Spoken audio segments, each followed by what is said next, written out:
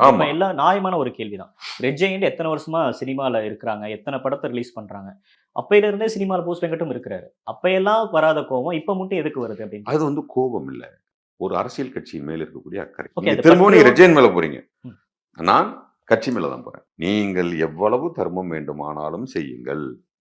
நீங்கள் எவ்வளவு வேண்டுமானாலும் சினிமாவிற்காக உழையுங்கள். இந்த சினிமாவுக்கு உழைக்கிறதுக்கு இப்ப ஒரு சின்ன கடைக்கண் பார்வை பார்த்தாருனாவே, இங்க தமிழ்நாட்டுல தமிழ் சினிமால இருக்கக்கூடிய பல விஷயங்கள அவர் சால்வ் பண்ணிடலாம். 2 மீட்டிங் போட்டாருன்னா போதும்.